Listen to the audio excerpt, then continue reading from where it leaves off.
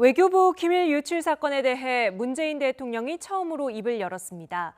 상식을 지켜달라는 작심 비판에 강효상 의원과 한국당 지도부는 남이 하면 유출, 내가 하면 폭로냐며 맞서고 있는데요. 서훈 국정원장과 양정철 민주연구원장의 회동도 정쟁을 부추기며 국회는 정상화될 기미를 보이지 않고 있습니다.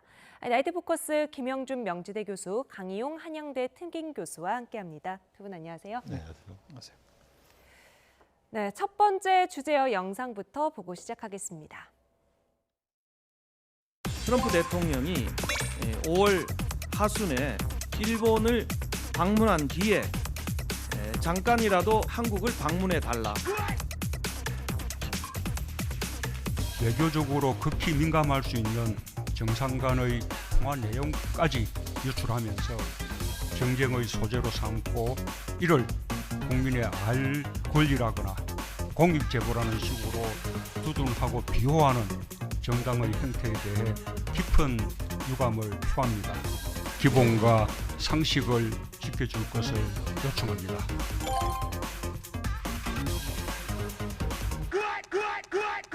문재인 대통령께서 모든 지금 정쟁을 사실상 총지휘하시는 것이라는 느낌을 지울 수 없습니다. 일본 언론에 따르면 트럼프 대통령은 지난 27일 아베 총리에게 문 대통령으로부터 와달라는 방한 요청을 여러 번 받았다면서 제 발표와 똑같은 얘기를 했다고 합니다. 트럼프 대통령에게도 기밀 유출과 기밀 누설로 항의할 것입니까? 기본과 상식을 지켜줄 것을 요청합니다. 대통령께서 상식적으로 좀 판단해 주실 것입니다.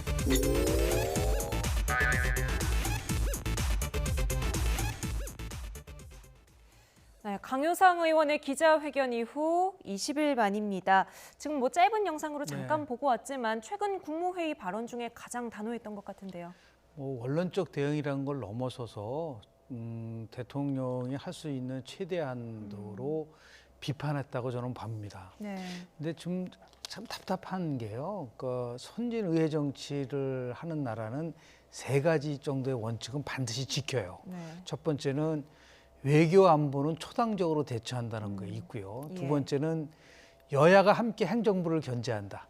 마지막 세 번째는 국민들의 합의가 있는 역사적 사실이나 인물에 대해서는 절대로 막말하지 않습니다. 그런데 지금 우리는 가장 답답한 거는 뭐냐면 외교 안보와 관련돼서 초당적으로 대처하지 못하고 이게 외교를 지금 정쟁의 그 도구로 쓴다는 것에 대해서는 저는 의회 과정을 전공했지만은 참 답답하다는 생각이 좀 들어요. 2001년도 9.11 테러가 났을 때 당시 부시 대통령이었었거든요. 가장 최대의 정적이었던 엘고어가 뭐라 그랬냐면 부시는 나의 최고 사령관이다. 그래서 전적으로 대통령한테 힘을 실어줬단 말이에요. 그런데 지금 이번에 이 부분 속에서는 이제 몇 가지 우리가 좀 짚고 넘어갈 부분들이 있는데 특히 보수가 지향하는 가치가 한미동맹 강화거든요. 근데 이것이 오히려 한미동맹을 또 위축시킬 수 있는 부분들이 있단 말이에요. 이런 부분에 대해서는 좀 자유한국당이 숙고할 필요가 있는 부분들이 있는 것이고요.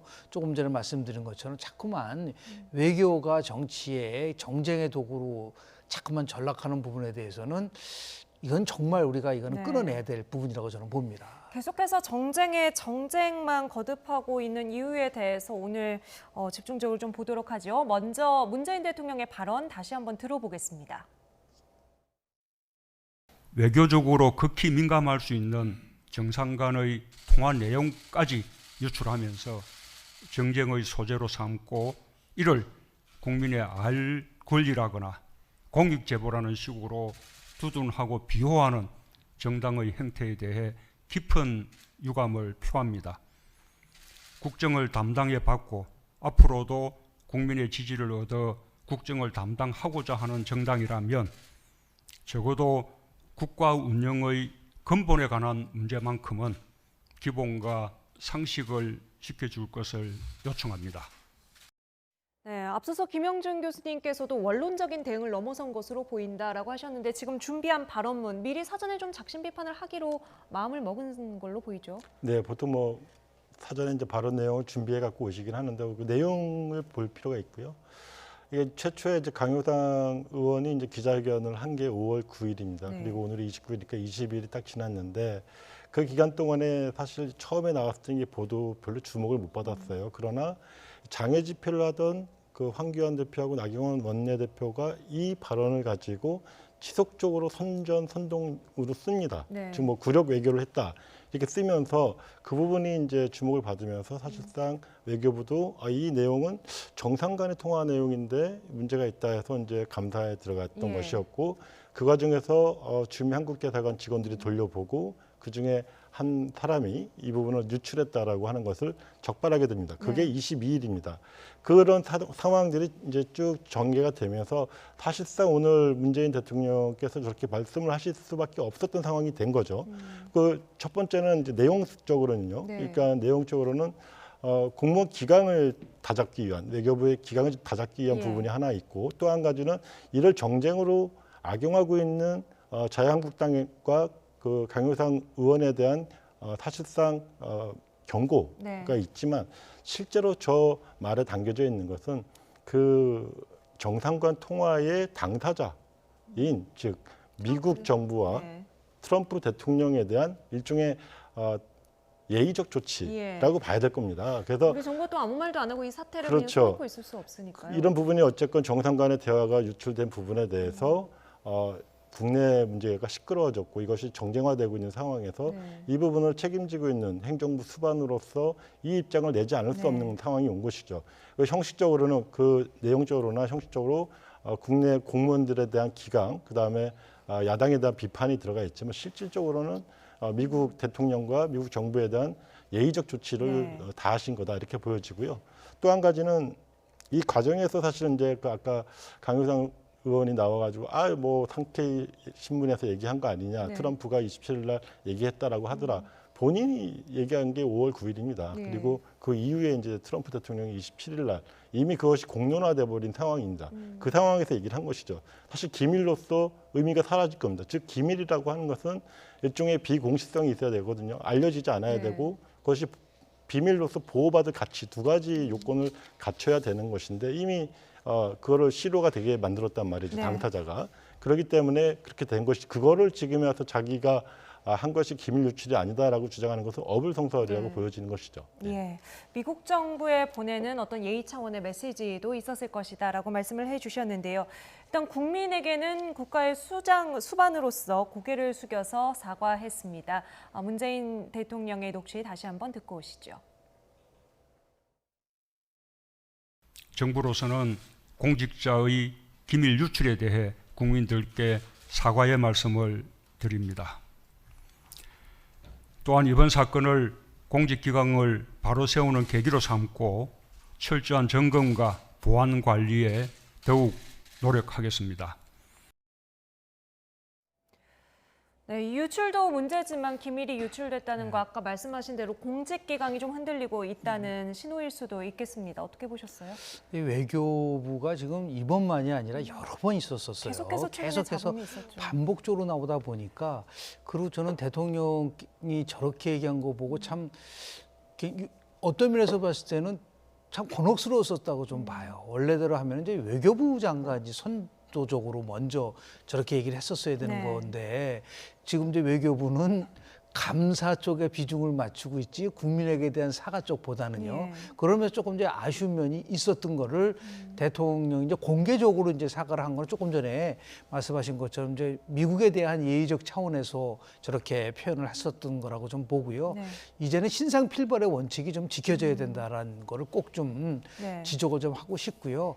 다시 한번 강조를 하지만 이제 우리 대한민국이 이제 성숙한 민주주의로 가기 위해서는 외교 안보와 관련돼서는 더 이상 이게 정쟁의 도구로 전락돼서는 안 된다는 말씀을 좀 한번 드리고요. 제가 한번 과거에 썼었던 예. 한 그 문구를 한번 말씀을 좀 드릴까요? 네. 한번 아무리 국내 정치적으로 정부에 반대한다고 하더라도 예. 국가 안보와 관련된 문제에 대해서 내부 분열을 가중시키지 않고 초당적으로 협력하는 것이 국민을 대신해서 권한을 위임받은 정치의 기본적 책무입니다. 네.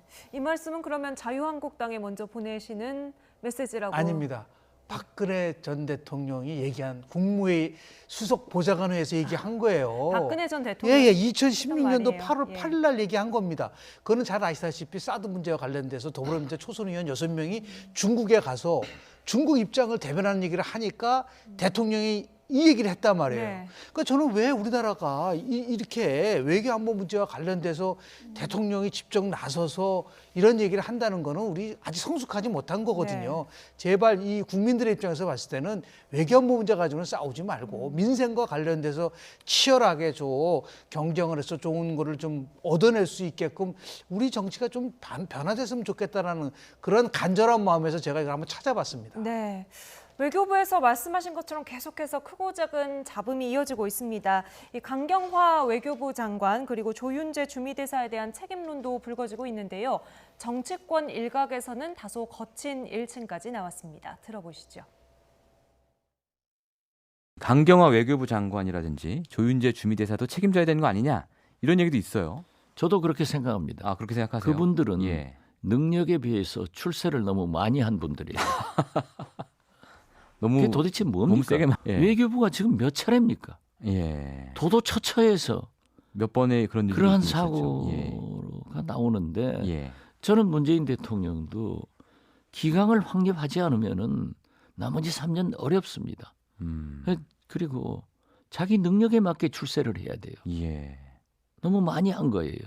너무 오래 한 거예요. 너무 실수를 덮어준 거예요. 예. 능력에 비해서 너무 출세했다. 상당히 이제 노골적인 표현을 쓰셨는데요. 이 강경화 장관 발탁 당시에는 상당히 파격 인사로 화제가 되지 않았습니까? 지금까지 업무 능력에 대한 전반적인 평가가 어떻습니까? 글쎄 사실 이제 박지원 의원께서 말씀하시는 부분이 구체적으로 뭘 갖고 얘기하시는지 모르겠지만 외교부의 전체 업무 평가라고 하는 부분들은 실제로 외교부가 담당하고 있는 국정 전반에 있어서의 담당하고 있는 부분을 어느 정도로 풀어왔느냐, 그리고 어느 정도로 문재인 정부 출범과 함께 2년 동안에 이뤄왔느냐를 봐야 되는 것이지, 뭐 사사롭게 얘기되는 뭐 태극기가 구겨졌다거나 뭐 거꾸로 달렸다거나 일부 표기에 있어서 어떤 오기가 있었다거나 이런 부분들을 가지고 어떤 장관의 귀책 사유로 이렇게 몰고 가는 것은 좀 합당하지 않다고 보여지고요. 네.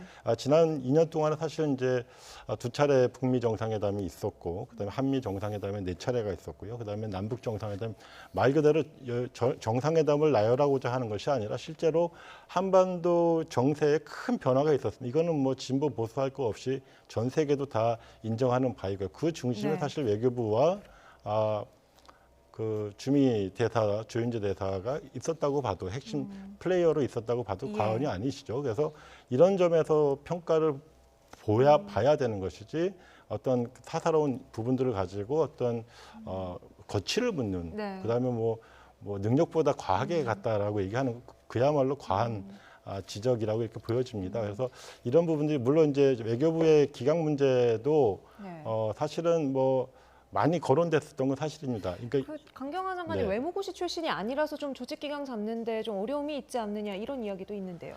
여러 부처 중이 있지만 그 중에 특히 이제 외무부, 외교부 같은 경우에 일종의 이제 순혈주의가 좀 있죠. 외교 공무원에 대한 약간 엘리트주의도 있고 그런 부분에 있어서 걱정이 있었던 건 사실입니다. 그러나 실제로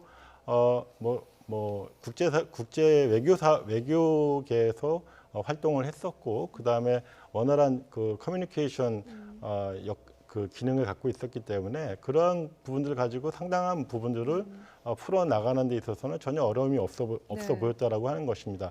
다만 지금 장관 2년이라고 하는 임기는 상당히 길기 때문에 그 과정에서 어떤 피로도라든가 이런 것들이 쌓여 있을 수 있습니다.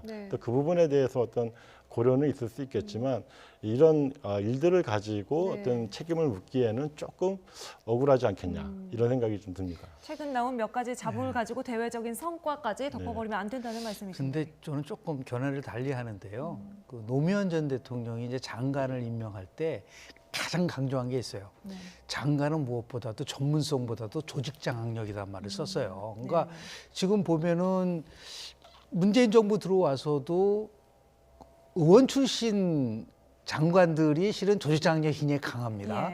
이것이 이제 그에 연관이 돼 있는데 아주 엄격하게 표현하면은 우리 강경화 장관 이제 상징성이 굉장히 강했지 예. 않았습니까? 그런데 조직 장악력 면에서는 상당히 많은 문제점이 노출된 거는 사실이에요. 근데 왜 그랬느냐라는 네. 거를 보면은 실은 청와대가 정말 강경화 장관한테 합당할 만한 권한과 책임을 줬느냐.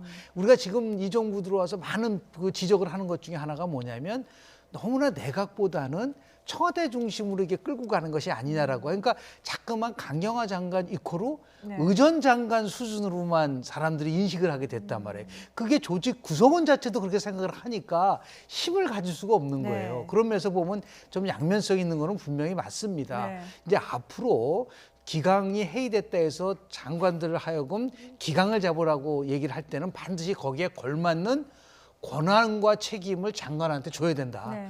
그렇게 해야지만 이게 가능하지요. 단순하게 뭐 장관을 교체해가지고 다른 사람이 들어와서 기강이 세워지는 건 아니라고 보기 때문에 네. 이것을 반면교사로 좀 삼을 필요가 있지 않나 생각을 합니다. 네. 지금 공직기강 문제까지 짚어봤고요. 문재인 대통령의 오늘 이 발언을 받은 당사자인 강효상 의원과 자유한국당에서 어떻게 받아들이고 있는지 보겠습니다. 문재인 대통령께서 지금 이 모든 지금 정쟁을 사실상 총지휘하시는 것이라는 느낌을 지울 수 없습니다. 이 정권이 기밀 누설 운운할 자격이 있는지 묻고 싶습니다. 아시다시피 우리 청와대 캐비넷을 열었던 거 잘 기억하실 겁니다. 보복 정치를 위해서 청와대의 많은 기밀을 그대로 온 천하에 공개했습니다. 자유한국당이 일치 단결해서 싸워야만 문재인 정권의 폭정을 막아낼 수 있다는 것을 호소드립니다. 저는 공직사회를 겁박하고 불편한 야당 의원의 입을 막으려는 정부 여당의 탄압에 앞으로도 당당히 단호히 대처하겠습니다. 공포 정치와 압제에 굴하지 않고 끝까지 싸우겠습니다. 네. 강효상 의원은 공포정치, 압제 이런 표현을 썼습니다. 그러니까 어떻게 보면 뭐 정권의 희생양 약간 이런 이미지를 내세운 건데 사실 지금 당내에서도 일부 비판이 있고 보수 진영에서도 부적절하다는 여론이 많은데요. 계속해서 지도부에서 이런 식의 반응을 내놓는 이유가 뭘까요? 일단 궁지에 몰렸다 이렇게 보여집니다. 그러니까 지금 저거는 뭐 이미 보수 성향의 외교관, 전직 외교관들이나 반기문 총장을 비롯해 갖고 김숙 전 유엔 대표부 대사라든가 천영호 그 외교안보 수석까지도 나서서 실제로 이 부분에 대해서 질타하고 있는 상황. 즉 누구도 편을 들어주지 않는 상황에서 사실 강효상 의원과 나경원 원내대표, 황교안 당대표만 사실상 이 부분을 가지고 자기네들을 탄압하는 것이다. 정쟁으로 몰아가기 위해서 지금 강효상 의원을 희생양 삼고 있다. 이런 식의 주장을 펼치고 있는 것이거든요. 빨리 이 이슈에서 좀 출구 전략을 짜야 한다. 뭐 이런 시각도 있거든요. 그렇죠. 그런데 지금 안타깝게도 아까 오다가 이제 뉴스를 보니까 오후에 의원총회를 했어요. 의원총회를 해놓고는 그 자리에서 강효상 의원을 검찰에 내줄 수 없다라고 해서 만장일치로 결의를 했다고 합니다.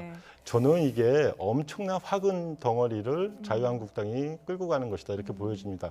지금쯤이면 저 부분에 대해서 냉정하게 판단을 해야 됩니다. 냉정하게 판단을 하고 이 부분이 향후에 지금 상황에서 사실 사과하고 법적인 절차나 검찰의 수사를 받으면 되는 부분이거든요. 그런데 이거를 계속 정치적으로 끌어안고 가다 보면 나중에 국회 파행은 물론이거니와 자유한국당 스스로 제어할 수 없는 상황까지 옵니다. 이런 부분들을 오늘 또 결정했다고 하는 게 현재 황교안 대표와 나경원 원내대표가 이끄는 자유한국당 지도부의 리더십 문제로 귀결될 수밖에 없을 것이다. 이렇게 보여집니다. 외교 안보 분야에서 초당적 대응이 얼마나 중요한지는 뭐 처음부터 계속해서 강조해 주셨기 때문에 김영준 교수님 의견은 다음 주제에서 이어서 듣도록 하겠습니다.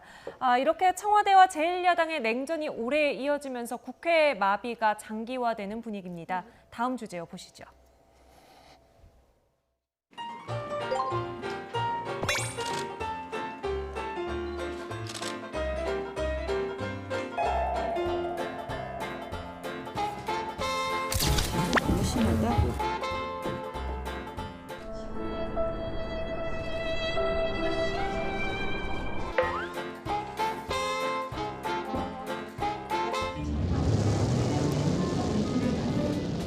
청와대, 민주당이 모두 불출석하라고 한 것입니다. 이렇게 하면서 국회를 정상화하자고요? 아니, 난 정말 오늘은 너무 섭섭한 거예요. 2번 갔다 온 사람으로서 난 그분들의 눈물을 잊을 수가 없어요. 이게 말이 됩니까?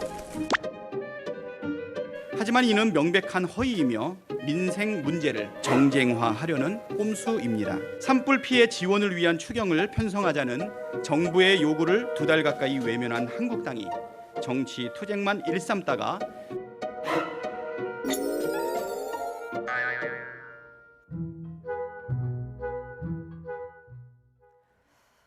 네, 아까 네. 나경원 원내대표 나와서 기자들 앞에서 이야기하면서 굉장히 격앙된 네네. 모습을 보였는데 뭐 현장에 있었던 기자들 말로는 눈물을 좀 보이기도 했다 이러기도 하더라고요. 오늘 정확히 한국당 이 회의 자리가 어떤 자리였습니까? 일단 산불에 관련된 이제 대책 회의인데요. 5개 부처의 공무원들이 이제 참여를 하게끔 돼 있었었는데요. 5개 부처 관계자들이 참석을 요청을 했는데 실제로 야당과는 당정 협의를 한 적이 없다라는 그런 이유 때문에 모두 다 이제 불참을 이제 하게 된 건데요. 네. 저거는 조금 이제 자유한국당의 입장에서 봤을 때는 저렇게 5개 부처 차관이 회의를 나오지 않는다면 회의 자체가 성립이 안 된다고 네. 판단을 해서 아예 그냥 저걸 그냥 쉽게 표현하면은 네. 무산시키 버리는 게 오히려 낫었던 거죠. 네. 그렇게 다 이렇게 해놓고 나서 자리만 하다 보니까 오히려 굉장히 이제 나경원 패싱까지 나오는 부분까지 있는데요. 이건 이제 우리가 볼 때 이제 국회가 정상화됐을 경우에는 분명히 참석했을 거라고 좀 네. 봐요. 근데 국회가 정상화되지 않은 상태에서 참여를 또 요구하는 경우에는 지금 5개 부처도 굉장히 곤혹스러운 입장일 수밖에 없는 부분들이 있어서요. 네. 이건 이제 앞으로 빨리 우리가 이제 그 당정청 협의회 말고도 네. 야당과 함께 같이 이 문제를 풀어 나가야지만이 추경 예산이 이제 잡혀지지 않습니까? 네. 지금 추경도 투치력으로 가겠다는 예. 부분들이 있거든요. 민생과 관련된 부분들은 1차적으로 처리할 거냐 안 할 거지만 산불 재해와 관련된 거는 그거는 반드시 이제 처리하겠다고 네. 이제 자유한국당이 얘기하고 있는 부분들이 있기 때문에 우리가 이렇게까지 했는데도 불구하고 관계부처가 안 나온다는 거는 문제가 있다라는 그런 이제 서운함을 표출한 부분이라고 봤는데요. 네. 저게 참 한국 국회도 좀 부끄러운 민낯이 계속해서 나오고 있다는 면에서 좀 안타깝다는 말씀을 좀 드립니다. 네. 이 차관들의 단체 불참에 충격을 받은 나경원 원내대표가 회의에서 어떤 말 했는지 듣고 오겠습니다. 지금 패스트트랙에 올라간 법안들에 대해서 원점에서 재검토해야 되는, 한마디로 철회도 없이 무작정 이 한마디로 야당을 압박하는 이러한 행태는 국회 정상화에는 관심이 없고 오로지 한국당에 대해서 나쁜 프레임 씌우기에만 골몰하는 것 아닌가 하는 생각이 들어서 매우 개탄스럽습니다.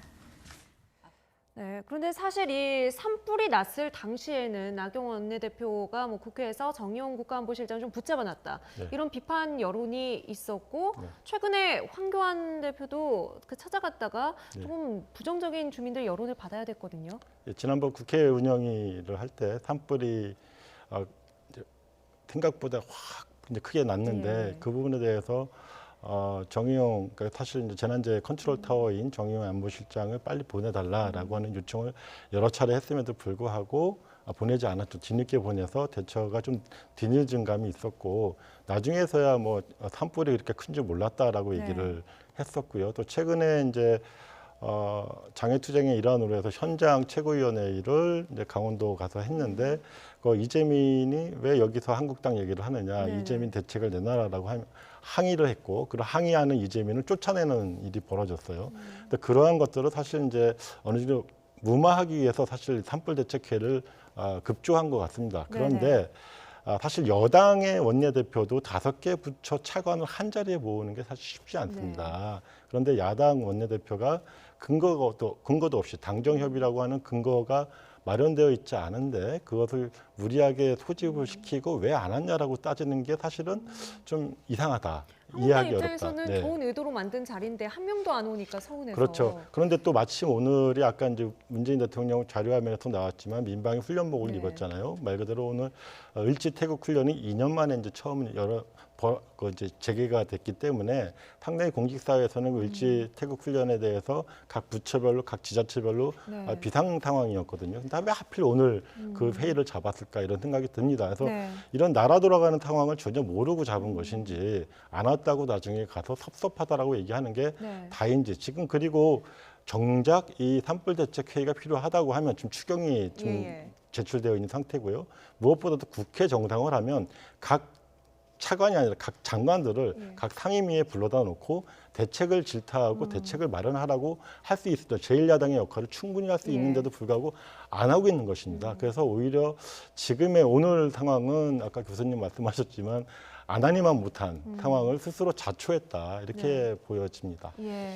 당별로 싸우지 말고 이제 국회에서 논의하면 되는데. 근데 나쁘게 보면 한없이 나쁘게 볼 수 있는 건데요. 거꾸로 볼 수도 있잖아요. 예를 들어서 결국은 5개 부처 장관, 부사관들이 모여서 어떠한 얘기를 하면서 그거를 명분으로 복귀할 수도 있잖아요. 그러니까 그런 의도도 있을 수 있다고 좀 보는 거죠. 그러니까 지금 돌파구가 없기 때문에. 그러니까 실은 이제 출구 전략을 쓰려고 한다 하더라도 그 명분을 주지 않은 상태에서 무조건 야당보로 국회 정상화라는 거는 그거는 해법이 될 수가 없어요. 최소 한도의 명분을 줘야 된다. 그 중에서도 선거법은 꼭 합의 처리한다라든지 아니면 고발 고소를 취해서 한다든지 이런 식을 여당이 야당한테 줘야지만이 되는데 그런 거 없이 무조건 정상화하라는 거고 결국 뭐냐 조건 없이 복귀하라는 거는요. 그거는 해법이 될 수가 없기 때문에 혹시나 나경원 원내대표가 고육책으로 이렇게 5개의 부처의 사람들을 모여서 얘기를 듣다 보는 과정 속에서 호소하지 않겠습니까? 이건 정말 필요한 부분이다. 그러면 그것을 토대로 해서 갔을 수 있는 그런 부분들도 있지 않. 그래서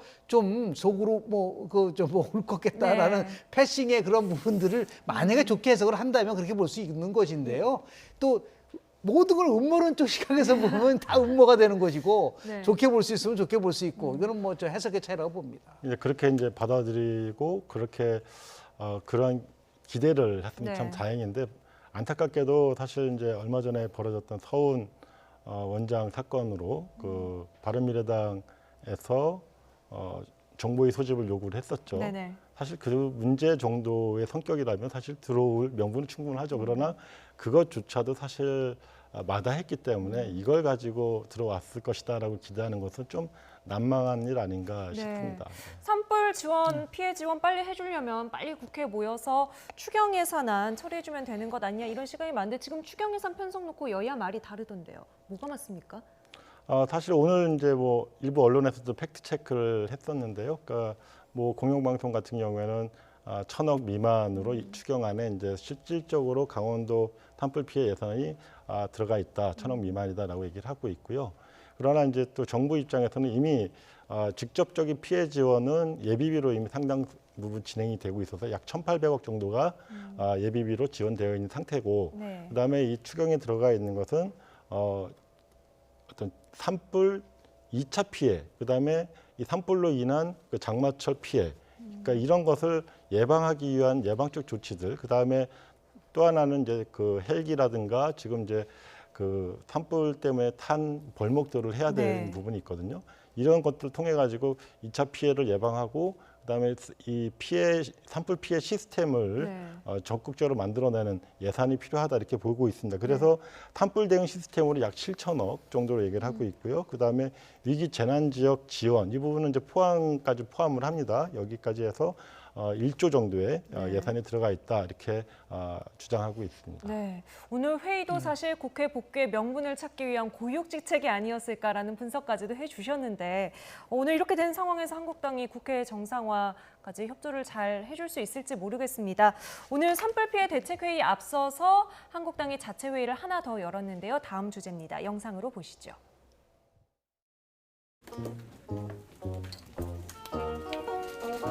저 때문에 다들 고생이 많으시네요. 예. 방법이 열어서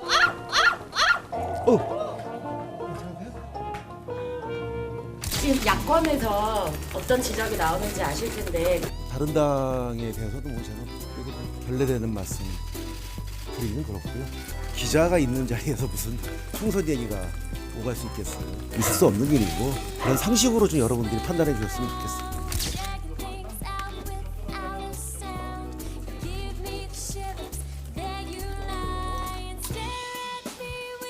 지하 선거 벙커와 같이 여론을 움직이고 살생부, 뒷조사, 사찰 이런 단어가 떠오릅니다. 문재인 대통령의 의중에 따르는 것이 아니겠는가, 정말 합리적인 의심이 들 수밖에 없습니다.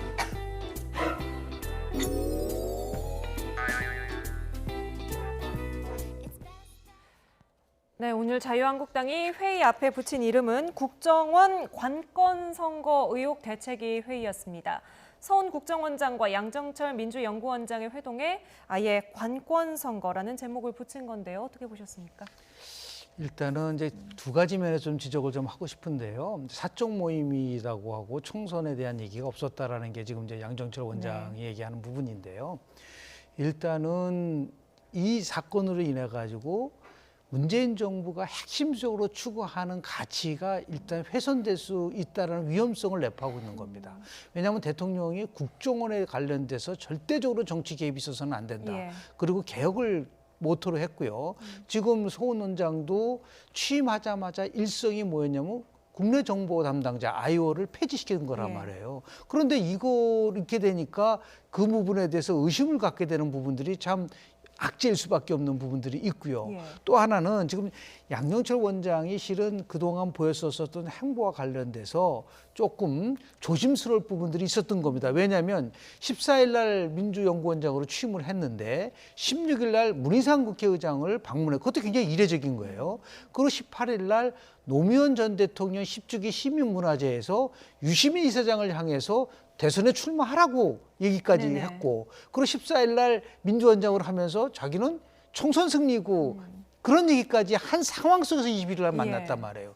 그 당연히 자연스럽게 이 부분 속에서 의심을 야당을 할 수밖에 없는 걸 스스로 만들어 버렸단 말이에요. 이런 부분들이 참 그 굉장히 조심스러워야 될 부분이었었는데 불구하고 어떻게 보면은 상황 인식을 쉽게 하는 것 같은 생각이 좀 드는 부분들이 있어요. 근데 이거를 이제 빨리 극복하지 않고 그냥 문제가 될 거 없다는 식으로 유야무야 넘어가 버리게 되면 계속해서 반복적으로 이 문제가 아마 여당을 굉장히 곤혹스럽게 할 위험 인자인 건 사실입니다. 예, 양정철 원장의 해명이나 대응에 대한 민주당 내부의 반응이랄까요, 분위기랄까요, 분석이 어떻습니까?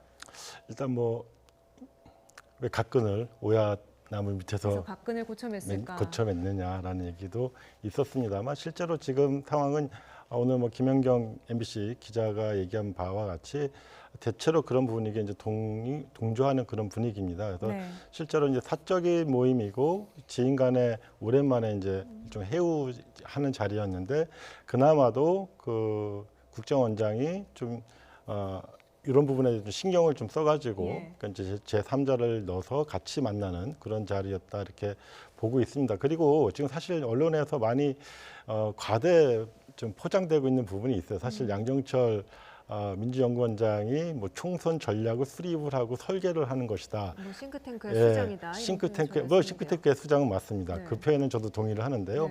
실제로 그런 표현에 대해서 국회 출입 기자들이 이해찬 당대표에게 물어봤어요. 총선 설계와 총선 전략을 하는데 왜 양정철을 했느냐. 총선 설계에서 총선 전략을 왜 민주연구원에서 하느냐. 당에서 한다. 당과 민주연구원은 엄연히 다른 조직이고요. 그리고 당에서는 이미 지난 총선 때부터 여론조사라든가 총선과 관련된 모든 기능과 역할들을 다 당 사무처로 집중해 놓은 상태입니다. 그래서 본인도 표현을 겨우 한다는 것이 이제 총선의 병참기지다. 즉 여러 가지 어떤 정책이나 중장기적 과제들에 대해서 혹은 그다음에 당정 관계에 있어서의 어떤 국정 과제를 뒷받침하는 어떤 과제 프로젝트 이런 것들 중심으로 하게 되어 있고요.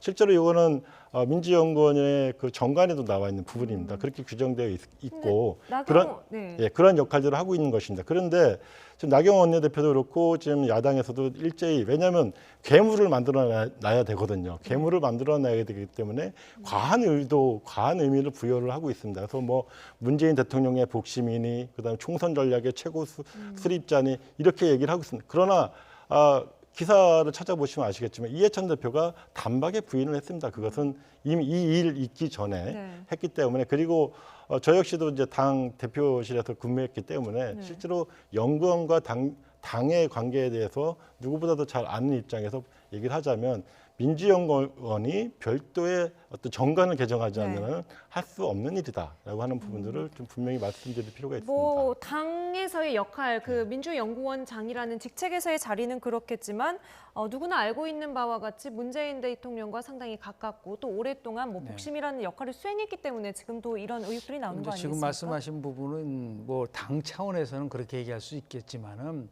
보편적 시각에서 본다고 한다면 저는 이 YTN 방송에서 한번 했었던 기억이 나는데요. 양정철 원장이 민주연구원장 가는 거는 굉장히 부적절하다고 지적을 했었습니다. 그 이유는 뭐냐면 이 청와대가 양정철 원장을 통해서 총선을 전체에 개입하려고 하는 의혹 제기가 계속해서 나올 수밖에 없을 것이다. 근데 결국 그렇게 되는 식으로 갈 수밖에 없지 않습니까? 또 중요한 거는 뭐냐면 어떻게 역할을 안 하게 되죠? 역할을 안 하는데 뭐 들어올 이유가 뭐가 있어요? 더 중요한 것은 난 지금 처음 본 건데요. 아니 민주연구원장은 단 국회의원의 경험이 없는 분인데 그 밑에 초솔의원 3명을 부원장으로 관리를 한다? 이 부분 속에서 얼마나 위상이 크다는 걸 알 수 있지 않습니까? 그리고 더 나아가서 자유한국당의 여의도 연구원은 총선과 관련돼서 굉장히 깊숙하게 그동안 관리를 해왔기 때문에 그런 선상에서 봤을 때 분명히 저는 역할을 할 수밖에 없는 구조이기 때문에 더더욱 조심을 했어야 되는데 이거를 너무 상황적 인식을 안 이야기하고 있는 것이 아니냐. 그런 면에서 보면 더욱더 낮은 자세로 갈 필요가 있다는 생각이 좀 듭니다. 네, 알겠습니다.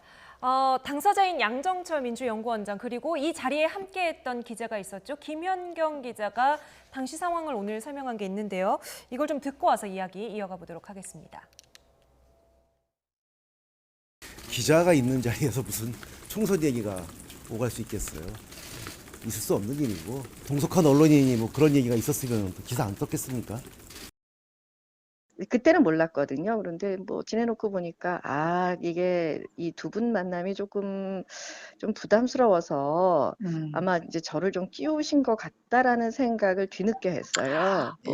그래도 일단 언론사에 있고 또 그렇죠.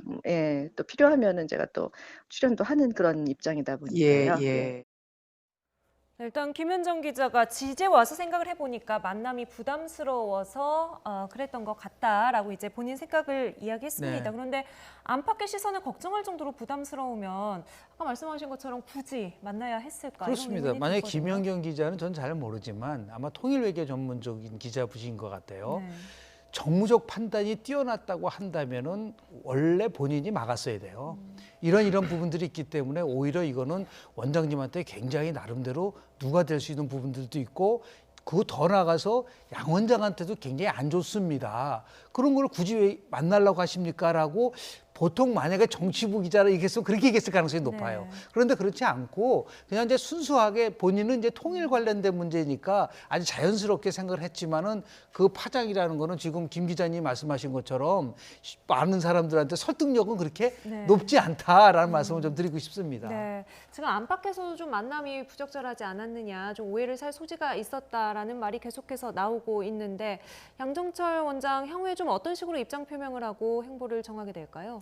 사실 이제 이런 정도의 만남은 사실 뭐 하루 이틀 정도 부적절했다 정도로 서로 인정하고 넘어갈 수 있는 부분이긴 한데 이 부분은 이제 사실 자유한국당이 최근 어떤 그 현안 전국이 돌아가는 흐름 속에서 강효상 문제를 물타기하기 위해서 좀 과하게 좀 부풀려 놓고 있다. 즉 국정원에 아까 이제 표현을 할 때 뭐 지하 벙커, 미래, 살생부, 뒷조사 뭐 이런 얘기를 왜 댓글은 빠뜨렸는지 모르겠습니다만 어쨌건 이런 과정에서 국정원이 이미 문재인 정부 들어서서 국내 정치 개입을 안 하고 있고 국내 정보 수집을 안 하고 있고 실제로 안 하고 있고 그다음에 여러 가지 여러 건의 그 국정원 개혁 법안이 좀 올라와 있는 상황입니다. 그래서 이런 상황에서 사실 국정원이 과거의 국정원과 다르다는 것을 인정하지 않고 여전히 음습하고 여전히 정치 공작에 능숙한 집단과 기관으로 만들어 놓습니다. 그리고 또 한쪽에 양정철 민주연구원장, 양정철 개인에 대해서는 모르겠습니다만 민주연구원장이라는 자리는 그런 자리가 아닙니다. 그래서 이거를 과하게 부풀려 놓고 마치 대단한 어떤 음모가 진행되고 있는 것처럼 부풀리기를 하고 있다. 이것 또한 대단히 당리당략적인 정쟁에 불과하다. 이렇게 네. 보여집니다. 예, 외교 관계도 그렇고 뭐 산불 피해 주민 돕는 것도 그렇고 초당적으로 해야 할 일들이 많은데 왜 이렇게 국회는 그렇습니다. 싸움거리만 많은지 모르겠습니다. 지금까지 김영준 명지대 교수, 강희용 한양대 특임 교수와 함께했습니다. 두 분 오늘 말씀 감사합니다. 고맙습니다.